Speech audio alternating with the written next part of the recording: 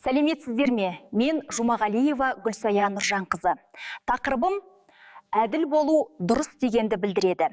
Қымбатты балалар, ертегілер бізді адалдық пен шындыққа үйретеді. Сондай-ақ бөтеннің затын алмауға шақырады. Балалар, қараңдаршы, менің қолым таза ма? Менің қолым таза, балалар. Сол сияқты қолымыз сияқты біздің жүрегімізде таза болу керек. Адал бала дегеніміз ешкімді алдамайтын, әрқашанда шындықты айтатын, біреудің затын рұқсатсыз алмайтын бала. Ал егер де рұқсатсыз алған болсақ, кешірім сұрау керекпіз балалар, иә? Ал мен бүгін сіздерге бір ертегі айтамын. Ертегіде Маша деген қыз біреудің затын рұқсатсыз алады. Бірақ кешірім сұрай ма, әлде өтірік айта ма? Оны бірге көрейік, иә?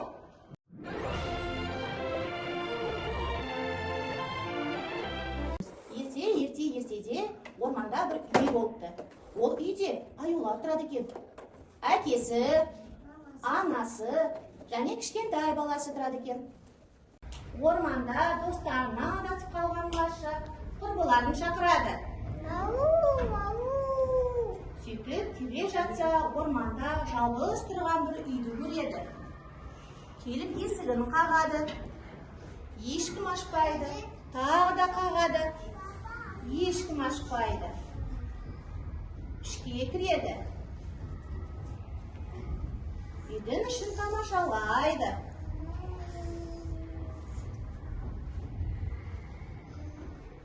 Үстелдің үстінде тұрған ботқаны көреді. Қарны ашқан Маша ботқаны сұрамастан жеп қояды.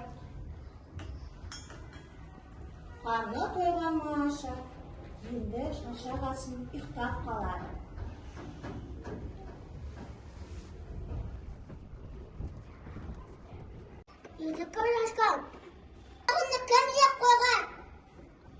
Сол уақытта Маша аюлардың даусынан шошып оянады. Келіп аюларға: "Мен кешірім берсеңізші, сабаққа шықпайды."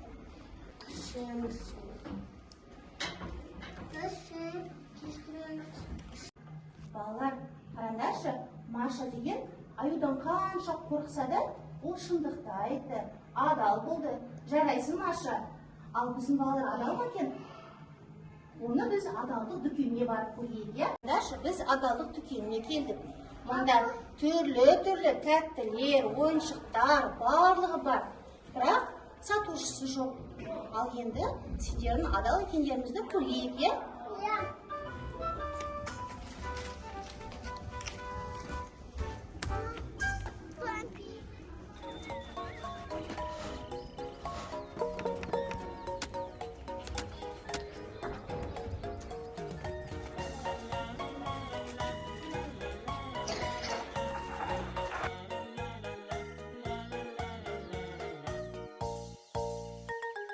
Табиғатпен тамаша, көз тоймайды қараса, ән саламыз көңілді, достығымыз жараса.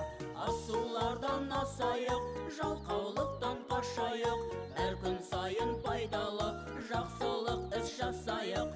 Асулардан асайық, жалқаулықтан қашайық, әр күн сайын пайдалы, жақсылық іс жасайық.